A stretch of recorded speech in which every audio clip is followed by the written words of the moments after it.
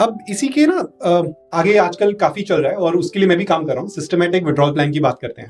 आपने भी करी है ना? मेरे को तो ब्रांड एम्बेसडर कहा जाता है एसडब्ल्यूपी एसडब्ल्यूपी का। और मैं इसी के लिए मी एंड माय वाइफ हम इसी गोल पे काम कर रहे हैं कि हम कितनी जल्दी फाइनेंशियली इंडिपेंडेंस ले सकते हैं, सो दैट हम अपनी शांति से जिंदगी जी सके। और जैसे आपने कहा कि आप कुछ और कर सकते हो, आप अपनी पैशंस फॉलो कर सकते हो, और कुछ और यदि करना है तो दुनिया घूमनी है, कुछ और करना है वो कर सकते हो। तो SWP जैसे आप कह रहे हैं ब्रांड एम्बेसडर, तो ये कैसे इम्पैक्टफुल हो सकती है एट द एज ऑफ 50 या 40? जैसे आपने तो 39 इयर्स में आपने कहा यार बस हो गया, कॉर्पोरेट लाइफ से आपने रिटायरमेंट ले ली कि अच्छा हाँ अब मेरी जिंदगी मैं अलग तरीके से जीऊंगा। तो आजकल की जनरेशन तो ये चाहती है जल्दी से जल्दी रिटायरमेंट किसी एक लाइफ से ले लूं। Naturally I will not sit at home ideally और मैं कुछ नहीं करूंगा, वो तो कोई भी नहीं करना चाहता, है ना? तो कितना इंपॉर्टेंट रोल है और इसको कैसे हम अप्लाई कर सकते हैं अपनी लाइफ में? बड़ी सिंपल सी बात है कि SIP होता है कि आपने पेड़ उगाया है, हाँ। SWP आपने फल खाया है। अब वो फल, क्योंकि पेड़ है ना, एक बार फल देके खत्म नहीं होता, वो अगले जन्मों जन्मांतर तक फल देता रहेगा। अगर उसका नर्चरिंग टेक केयर किया गया तो वो जन्मों जन्मांतर तक आपको फल देगा, आपको आपकी आगे के जनरेशंस को देगा। और यही SWP की ताकत है। अगर आपका लालच ज्यादा नहीं है भाई, अगर उसमें 10 फल आते हैं और आप 10 में से 5 फल 3 फल 2 फल ले लेते हो, तो आपने लालच नहीं किया तो वो ग्रो करता रहेगा। वो 10 फल की जगह अगली बार 15 फल आएंगे, उसके बाद अगली जगह 25 फल आएंगे, फिर 50 आएंगे, तो पेड़ और भरपूर हो जाएगा, बिल्कुल एकदम हरा भरा हो जाएगा। So that is how SWP works. और वॉरेन बफे ने भी एक बहुत प्यारी बात कही है कि somebody is sitting in shade today because someone once decided to plant a tree. Yes. तो ये इतनी मैजिकल चीज है ना SWP, मैं इसको मैजिक ही कहता हूँ, पता नहीं ये है ही मैजिक। और इस मैजिक का सबसे बड़ा उदाहरण मेरे अंकल हैं, मेरे दोस्त के फादर, हम दोनों साथ में पढ़ते थे। And uncle was a very government servant है, very disciplined gentleman, very disciplined. वो म्यूचुअल फंड कर रहे हैं 1995 से 1995 से। और हाँ नहीं, प्योर म्यूचुअल फंड्स जी, प्योर म्यूचुअल फंड्स, HDFC कहते हैं। एंड बाद में 2014 में वो रिटायर हुए। And he had around $1 crore corpus जो उन्होंने एक फंड में डाला। मेरे को फंड भी पता है, ICICI approved value discovery, it's not a recommendation, I am just telling you. He put this into it, किसी ने उनको गाइड किया कि ये वैल्यू फंड डिस्कवरी फंड है तो मरेगा नहीं, it's not a small cap mid cap जिसमें रिस्क ज्यादा हो। अंकल की एज भी हो गई थी तो रिटायर हो चुके थे। एंड ही डिसाइडेड कि इस $1 crore में से मैं $50,000 महीना निकालूंगा। तारीख उन्होंने सेट कर दी 28 तारीख की, SWP की, ठीक है। उसके बाद उन्होंने ये तय किया कि हर साल इसको 7% बढ़ाऊंगा, क्योंकि इन्फ्लेशन है, मैं तो फ्री हो गया भाई, मेरे पास तो पैसे है नहीं अब, तो मैं इन्फ्लेशन के लिए भी 7% बढ़ाता रहूंगा। बढ़ा दिया जी। अब ये शुरुआत की 2014 में। अब 2014 से 24 तक ना मार्केट्स हैव सीन एवरीथिंग, बिल्कुल सब कुछ, फ्लैट भी रही, क्रैश भी करी, भागी भी, अब वापस फ्लैट हो गई, सब कुछ देख लिया market. That is a very long cycle, ठीक है। तो आज स्थिति ये है कि वो जो 50,000 विड्रॉ करते थे उसकी जगह वो 1 लाख विड्रॉ करते हैं, because he's taking 7% increment every year without reporting to the boss.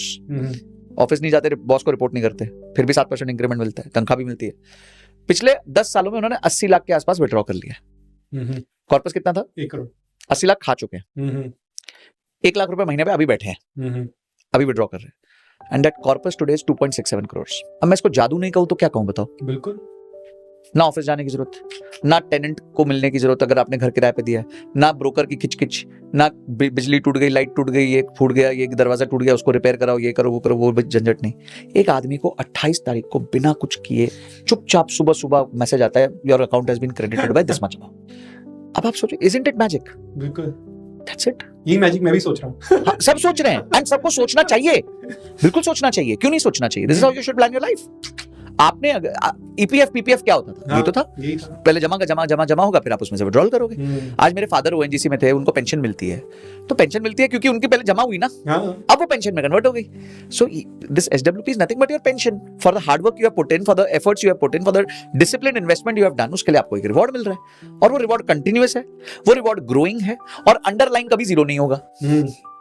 अगर आपका withdrawal rate is less than the growth rate, आप कभी जीरो नहीं होगे। अगर उस पे 20 फल लग रहे हैं और आप 10 खा रहे हो तो फल तो बढ़ेंगे हर साल। सर जी, मेरा ना एक और सवाल है यहीं पर, हाँ। SWP के लिए मेरे पास लेट्स से आज मेरे पास 4 करोड़ रुपए है और उस म्यूचुअल फंड्स में नहीं है, बट मैं आज कॉर्पस में ऐड करता हूँ, म्यूचुअल फंड में ऐड करता हूँ, तो क्या मैं उसमें SWP अगले साल से लगा दूं? आज से स्टार्ट कर लो, कोई दिक्कत नहीं, कोई प्रॉब्लम नहीं है। एलोकेशन ऑफ फंड्स करना होगा ऑब्वियसली, ये थोड़ा बहुत वो तो दिमाग लगा करना होगा, बट कल से चालू कर दो एसडब्ल्यू की, क्या प्रॉब्लम है? आपका 4 करोड़ 3-4 फंड्स जो होने चाहिए वो पटक दो, उसमें एक सीक्वेंस ऑफ रिस्क का सीक्वेंस ऑफ रिटर्न्स का रिस्क होता है, उसको फैक्टर करने के लिए एक छोटा सा एसेट एलोकेशन करना पड़ता है, वो कोई बहुत रॉकेट साइंस नहीं है, और उसके बाद आप पैसा निकालो जम करके, रोज हर महीने अकाउंट के अंदर पैसा आएगा आपके। I know this because I have seen this. People will contest, अरे ये ऐसा है, ये वैसा है, ऐसा होगा नहीं होगा। आप या तो कंटेस्ट करते रहो, वो मैं कहता हूं ना, या तो यू कैन जस्टिफाई या यू कैन प्योरीफाई। तो आप जस्टिफाई मत करो ये कि नहीं इसमें ये हो सकता है, हमने तो लाइव देखा है, और जिस आदमी ने लाइव देखा हो ना, उसका कन्विक्शन अलग लेवल का होता है। नहीं बिल्कुल, मतलब बहुत सारे लोग ये भी कहते हैं कि जैसे मैंने क्यों पूछा, इसी के लिए पूछा जो आप भी कह रहे हैं ना कि लोगों को जस्टिफिकेशन देनी पड़ती है कई बार, कि मैंने आज लेट्स से मैंने जुलाई 2024 में 4 करोड़ रुपए डाले, थोड़े से बड़े, उसके बाद एकदम से मार्केट गिर गई, तो मैं निकाले जा रहा हूँ लेट्स से मैं 2 लाख। क्या फर्क पड़ता है? मेरे अंकल का जब कोविड आया तो हिज फंड टच 76 लाख, जो 1 करोड़ था वो 76 लाख हो गया था। वो स्ट्रेस में नहीं आए, क्योंकि वो आदमी देख चुका था ना, उसने सब मौसम देखा है। वो कहता क्या फर्क पड़ता है? मैं उनको फोन किया, ये very close to me personally, हमारे अंकल फादर के बहुत दोस्त के बहुत अच्छे, मतलब दोस्त के फादर है तो बहुत अच्छा कनेक्ट है मेरा उनके साथ, and we have learned a lot from him. He held Cipla shares for 42 years. तो हमें उनसे बहुत सीखने मिला। तो मैं अंकल को फोन किया, बोला अंकल ये ऐसे हो गया, आप क्या कर रहे हो? रोक दिया? बोला क्यों रोकूंगा, तू देख आगे क्या होगा, ऐसा बोला वो। बोला ठीक है, तू देख आगे क्या होगा, आज 3.25 करोड़ के कॉर्पस पे बैठे, अब फोन करता हूं, बोलते तू देख 10 साल में ये 5 करोड़ हो जाएगा और ये 1 लाख 2 लाख हो जाएगा। And he's not doing anything. Look at भाई क्या एक्टिविटी जा रही है। He's not spending a second on that thing, and his money is growing. He's getting passive income. यार इस मतलब बच्चे की जान लोगे क्या वाला हिसाब है। So this is a lot of people at आज इन्फ्लुएंसर्स बने 20 की उम्र में, ठीक है, और वो फिर कंटेस्ट करते नहीं, एसआईपी से ये नहीं होगा, एसडब्ल्यूपी से नहीं होगा, ये स्कैम है, ये वो है, ये थंबनेल टाइटल्स डाल देंगे, ठीक है। बॉस तुम जितने साल के हो ना उतने साल से तो मैं एसआईपी कर रहा हूँ। बिल्कुल। तो मेरे को मैंने देखा है, मैं प्राइड नहीं ले रहा इस चीज का, मैं ये कह रहा हूं मैंने देखा है। तुम आज आए हो, मैं पिछली मार्केट्स को 2008 में भी देख चुका हूं, मैंने मार्केट को ऐसे परपेंडिकुलर ड्रॉप होते हुए भी देखा हुआ है, मैंने मार्केट को साइडवेज भी देखा है, ग्रोथ में भी देखा है, और ऊपर नीचे होते हुए देखा है, कंपनियों को बंद होते देखा है, कंपनियों को बहुत बड़ी होते हुए देखा है। चार्ट सेशंस हम लोग देख चुके हैं। भाई मैं तब से निवेशक हूं जब बजाज फाइनेंस 3 रुपए का होता था, टाइटन 3 रुपए का होता था, तब से मैं इन्वेस्ट कर रहा हूं। तो सोचो, मतलब we have seen these things, we have seen the magic, और मैं आज भी बुलिश हूं इंडिया पे, बिकॉज देखिए आपके लिए इंडिया काम कर रहा है। आप क्या काम कर रहे हो भाई? इंडिया का, भारत काम कर रहा है आपके लिए, भारत के सारे top of the lines businessman आपके लिए काम कर रहे हैं। So please don't contest. कभी कभी कन्विक्शन, लीप ऑफ फेथ बहुत जरूरी होता है। हर चीज को सिर्फ प्रश्न करते रहोगे तो कभी भी आपकी जिंदगी में आपको खुशी नहीं प्राप्त होगी, क्योंकि आप संशय मन से रहोगे, डाउट में रहोगे, और डाउट वाला ना इनएक्शन में चला जाता है। If somebody has a doubt he doesn't take action. मेरे फ्रेंड्स है, वेट कर रहे हैं कब निफ्टी 20,000 होगा तब हम डालेंगे, तो तू वेट करते रहे, क्या फर्क पड़ता है? मैं 20 में भी डाल दूंगा, आज 25 में भी डाल रहा हूं। So all of this is not a winnable game. शांति से निवेश करो। मैंने तो अपनी वेल्थ ऐसे ही बनाई है, और मैं हर जन को एक ही चीज बोलता हूं, ऐसे ही वेल्थ बनती है। ये सोचते रहोगे ना कि राइट टाइम आएगा, वो राइट टाइम किसी के लिए भी नहीं आता, बिल्कुल आपको क्रिएट करना पड़ता है। शादी का और निवेश का कोई राइट टाइम नहीं होता, कोई राइट टाइम। एक और जो मुझे लगता है बहुत इंपॉर्टेंट है एस्पेक्ट नेक्स्ट जनरेशन के लिए, कि लेट्स अज्यूम कि मेरी 6 लाख रुपए की सैलरी से शुरू कर रहा हूँ, और मैं क्यों बोल रहा हूँ, जैसे हम अभी एसआईपी की बात कर रहे थे ना, जो आपने कहा कि आप 20 साल से कर रहे हैं, तो जब मैंने अपनी जॉब स्टार्ट करी थी 2005-2007 में, तो मेरे एक फैमिली फाइनेंशियल एडवाइजर है, तो उन्होंने कहा अभिषेक तेरी सैलरी यदि 15,000 रुपए भी है ना, तो 1,000 रुपए की सिप लगा, कहते रहो कुछ तेरे को 1,000 रुपए तेरे को फर्क नहीं पड़ेगा, बट तू देखियो तेरे ये 20 साल 25 साल बाद ये 1,000 रुपए की एसआईपी भी तेरे को कितना देके जाएगी। उस समय 1,000 रुपए की एसआईपी लगाई थी, बहुत अच्छे से दे रही। मेरे को अच्छे से याद है, विजन फंड में, रिलायंस का विजन फंड होता था, उसमें लगाई। उस समय बहुत बहुत स्ट्रॉन्ग फंड था वो। मैं अब इसलिए पूछ रहा हूँ आपसे कि आज यदि किसी की सैलरी 6 लाख रुपए से कोई शुरू कर रहा है, तो उसको क्या एक रूल लगा के इन्वेस्टमेंट करनी चाहिए कि ताकि वो एक अच्छा फाइनेंशियल इंडिपेंडेंस की तरफ काम कर सके? मैं ना बकेट्स में सोचता हूँ हर चीज को। तो सबसे पहला जो लाइफ का बकेट है ना, वो है इमरजेंसी फंड क्रिएट करना। आपने आज जॉब चलो कि आपके पास इमरजेंसी फंड तो होने नहीं वाला, पर emergency fund gives you a sense of protection, sense of safety. कल को जॉब चली गई तो ये हो गया, तो वो हो गया, तो ये जो मन में प्रश्न होते हैं उन सब का आंसर है इमरजेंसी फंड। तो शुरुआत में ना कोशिश करो एटलीस्ट आपके खर्चों का, समझो आप 50,000 कमा रहे हो, 20,000 खर्चे हैं, 25,000 खर्चे हैं, तो खर्चों का 3 महीने का तो खर्चा आप पहले इमरजेंसी फंड में डालो। तो पहले आप इमरजेंसी फंड का बकेट भर दो, खत्म कर दो, माइंड को फ्री कर दो। सेकंड 6 महीने, देखिए आइडियली तो 6 महीने, बट 3 महीने तो स्टार्ट तो करो। फिर 3 महीने भर दिया, फिर थोड़ा थोड़ा भरते रहो, थोड़ा भरते रहो। ठीक है, शुरू में 3 महीने पहले कर लो फटाक से, ठीक है। सेकंड आप है जो है अपनी इंश्योरेंसेस खरीदो। अगर आप पे कोई डिपेंडेंट्स है तो आप लाइफ इंश्योरेंस भी खरीदो। अगर डिपेंडेंट्स नहीं है लाइफ इंश्योरेंस मत खरीदो, पर हेल्थ इंश्योरेंस पक्का खरीदो।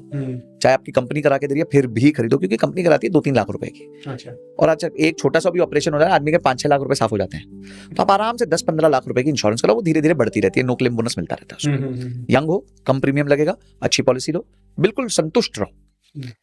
उसके बाद इन्वेस्टमेंट चालू करो। That's when you start investment. And when you invest, put your investment in 2 parts. Some part of your investment should go here also. ये 50,000 की तनख्वाह में ना आप अरबपति नहीं बन सकते, ना आप फाइनेंशियली इंडिपेंडेंट बन सकते हो। तो ये 50,000 की तनख्वाह को 2.5 लाख कैसे करना है, उस पर फोकस करो। उसके लिए आपको निवेश करना होगा। तो अभी तक तो आप स्कूल वूल को फीस दे रहे थे, तो वो तो बहुत ज्यादा काम आएगी नहीं। अब आपको रियल लाइफ चीजें जैसे AI सीख लिया, या आप जिस स्किल में हो डेटा साइंस सीख लिया, जो भी स्किल है आपकी, एडिटिंग है तो एडिटिंग की स्किल सीख ली, कैमरामैन है तो कैमरा की बेटर स्किल सीख ली, म्यूजिशियन हो तो इंस्ट्रूमेंट्स की कोई स्किल सीख ली। जो भी स्किल है, रेलेवेंट राइट स्किल है आपको अपने गोल तक पहुंचाने के लिए, उस पर निवेश करो। मैं अपनी इनकम का 5% तब से 2008 से निवेश करता हूँ, जब से मैं जॉब कर रहा हूँ। तब एक्सेल के कोर्सेज सीखता था, फाइनेंशियल प्लानिंग, फाइनेंशियल मॉडलिंग, ये सब के कोर्सेज सीखता था, जो मेरे को काम आते थे मेरे रोल में। एक्सेल हमारे को तो आता ही नहीं था, एक्सेल तो मेरे को बिल्कुल यूज नहीं करना आता था। मेरे को लगता है मेरे को आज तक किसी ने ना ये जो आपने बोला 5% वाला, ये मुझे आज तक किसी से नहीं सुना। मैंने आपसे पहली बार सुन रहा हूँ, और मुझे इतना इंटरेस्टिंग लग रहा है क्योंकि मैंने अपने सारे पॉडकास्ट में इस पे बात करी है कि सेल्फ इन्वेस्टमेंट बहुत जरूरी है, लर्निंग, कंटिन्यूअस लर्निंग है। आजकल तो यदि आपने कुछ सीखा नहीं, आप ऑब्सोलीट हो जाओगे। बिल्कुल, विदिन 6 मंथ्स हो रहा है अब तो, है ना। तो और आपने जो बात कही कि 5% वो कॉर्पस भी निकालो ताकि आप उसको इन्वेस्ट कर सको अपने ऊपर लर्निंग में। बिल्कुल, क्योंकि your brain will give you maximum gain. आपके ब्रेन से ऊपर कोई चीज डबल ट्रिपल 4 गुना नहीं हो सकती। कोई शेयर आप पकड़ोगे ना, वो 2-3-4 गुना नहीं होगा।